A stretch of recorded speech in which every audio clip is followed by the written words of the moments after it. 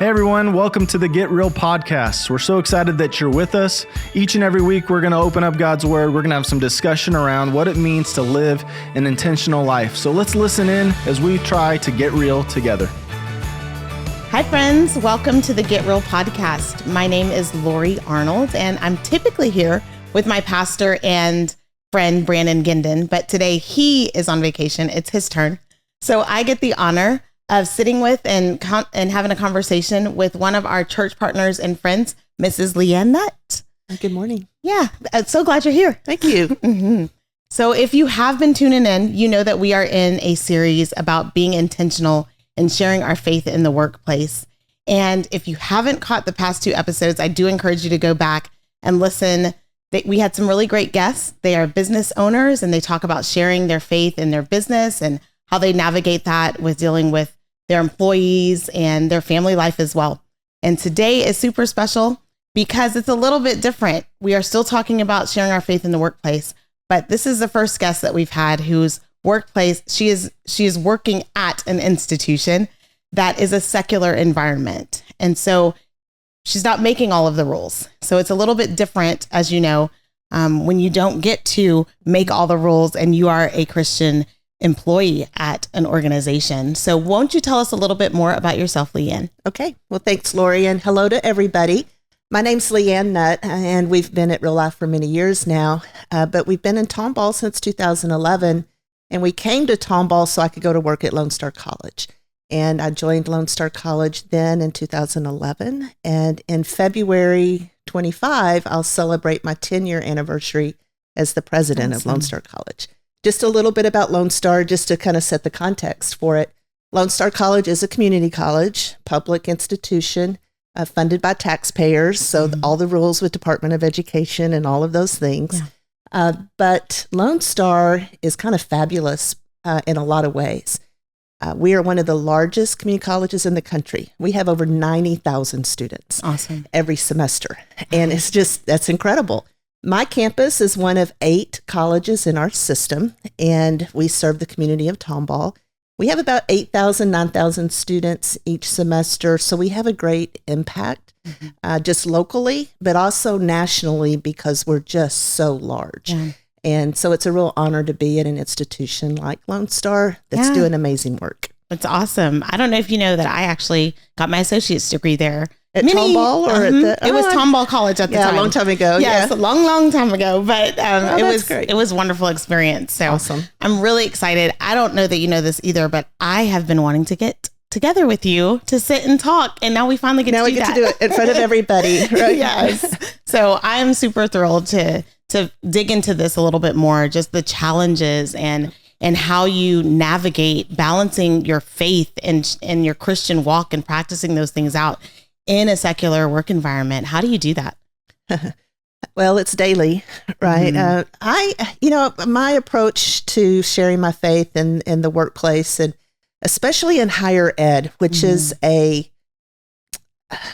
don't want to call it a battlefield, but it is a hot bed of everything, right? So you've got in the higher ed experience, people from all walks of life.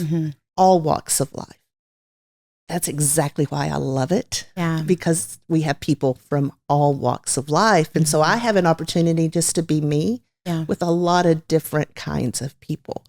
So what I bring in my daily work, whether I'm leading a meeting or giving a presentation or having a one-on-one or in a president's cabinet meeting, whatever I am doing in that day, I just bring my authentic self. Yeah. And that in higher ed is refreshing. Yeah. Just to be who I am.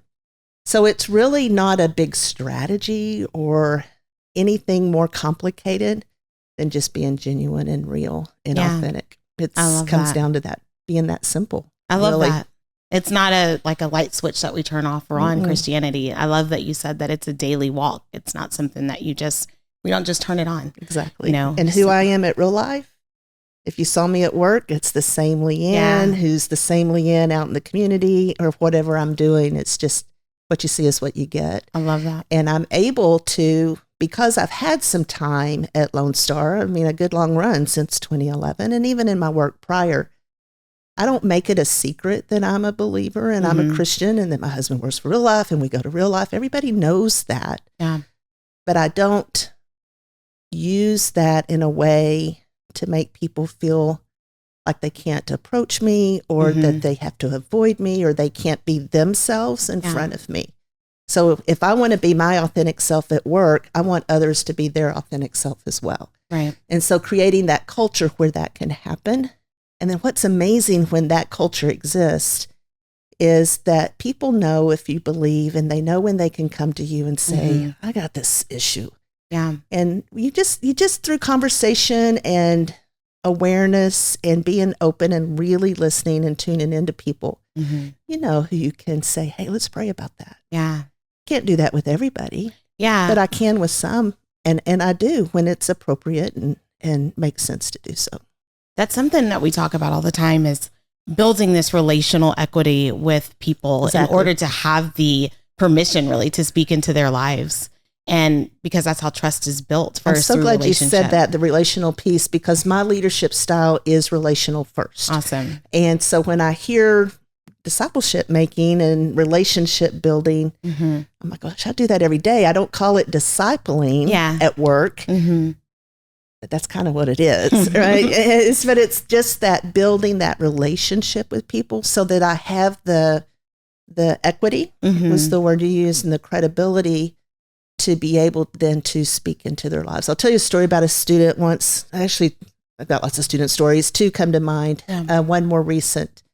I'm very open about telling my own story to my students, to the students at the college, every chance I get, because from a student perspective, they can look at someone in a leadership role and go, wow, their life is so great. Or I bet they don't understand how hard the struggle is or whatever. So I am very open about my own childhood and my experiences and my mother leaving us. And my mother's been married 5 times and I've been independent since I'm 16 and just all those things I share. Well, I was doing that one time in a fairly small group of students, about 15. And I noticed this one young man, who was having a hard time making eye contact. And I'm like, something's going on there. I was just kind of tuned in. A day or two went by and he came and said, can I come talk to you? And I said, sure. And I think I said in my own presentation of my life experience that I've always felt like God had his hand right on top of my head and was like, Lee Ann, what are you doing? Come over here. You need to do this way. So anyway, this student came by, wanted to talk to me. Sure, I'll absolutely make time for a student. And he spent at least 2 hours just telling me his whole story and just sobbing and just said, I heard your story and it's so much like mine. And in that moment, I've built relationship with him. He's been in my home. He's graduated. He's gotten a full ride scholarship to a transfer institution. Awesome. And he is I'm like, how you doing? What's going on? And I've built that relationship with him. And in our conversation then, he knows. And my story and my faith. So that's a seed that's planted. That's discipleship in the workplace. Absolutely. I think. And I can't do that with 9,000 students, right? No. I can't. But when I'm able to find, and that's just one of many stories of where I've been able to build that equity with students and with employees too. So I have found in relational leadership that most of the time, even if we're on polar opposite ends of our belief systems or what we value, people just want to be heard. Yeah. And we had an issue. It was early I don't think I was president yet, but I just got into the college and the decision was made to move our graduation ceremonies to a church. There were tons of reasons to do that. And this one faculty member was so struggling with it. And just because of her own church hurt, it just was a visceral reaction to her to have to walk into a church to go to graduation ceremonies. And she got a lot of flack from other faculty for that and was just really struggling. And she said, can I come talk to you? And I said, well, of course. And she brought a couple of students with her who were also struggling with that. We spent an hour or so, and I really didn't say much. I just listened. And then I just affirmed the visceral response and shared something from my own experience where I too have a visceral response. Yeah. So just so that I could connect with Yeah. her. And that's all it took. We still had the ceremony at the church. She still came, but just that relationship building and that demonstration of acceptance and understanding. And we were polar opposite, Yeah. but we were the same. That's awesome. That student who joined is, and here's a great example of being in the secular world, was female when we met and is now male. Okay. And that student messaged me, this was almost 10 years ago. This week, that student messaged me and said, I just want to tell you that I think about you all the time and what a difference you made. Wow. That's discipleship. Right. That gives me chill bumps for myself, right? So when I hear from students like that, when we've made an impact, well, that's what it's about. That's the work. Yes, we give students opportunities to better their lives, to get a degree, to take next steps, to start over. That's the mission, and that's the work. But what I do every day for a job is what I do, but it's also my place in the world to make a difference for people. It's not just a job. I love that, Lee Ann. I don't know if you even caught it, but you repeatedly were given examples about how you shared first.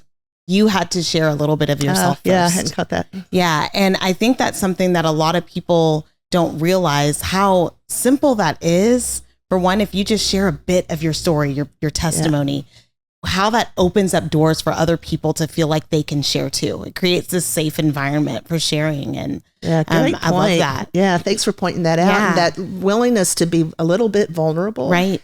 And real. And like, guys, I've had struggles. My life has not been perfect. There have been times when I didn't know what we were going to do. And yet, here we are. Yeah. And what can I do to help you on your journey? Yeah. So I do have a question. Being in the secular work environment, I imagine that you kind of mentioned one earlier with the person who didn't want to have the thing at the graduation ceremony at the church. But what are some other challenges have you encountered with living out your faith in the workplace? The other challenges that I have faced really haven't been too bad. I guess the way I want to approach that is first just talking a little bit about the higher ed world. Of course, we're a public institution. Yes, we're subject to state laws, federal laws, First Amendment rights and academic freedom and free speech, and all of those things are part of a healthy higher ed institution. One of my pet peeves and one of those visceral reactions I get is when I hear someone generalize higher ed as this a place of sin and that it's horrible and they've got an agenda and they're trying to convert the world to the culture, the beliefs we don't have. And I'm like, yeah, we're not that organized. You have no idea.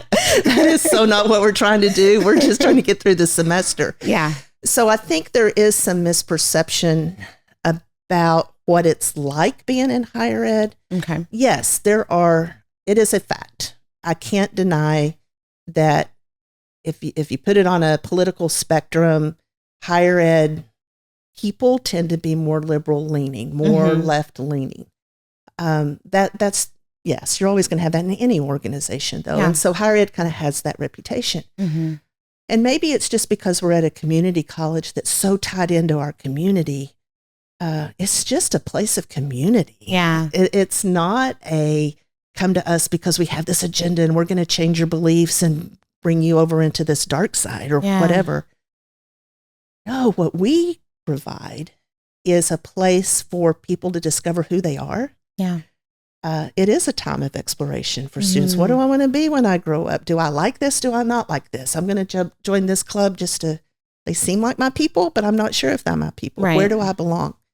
So I think one of my biggest challenges, to answer your question specifically, is just that sense of defense of higher ed as, y'all, it's not terrible. It is a great place to do the work because that's exactly where people are going to figure out who they are. Yeah, it's so good. So why not embrace that instead of fight against higher ed is evil, education's evil, fight against it.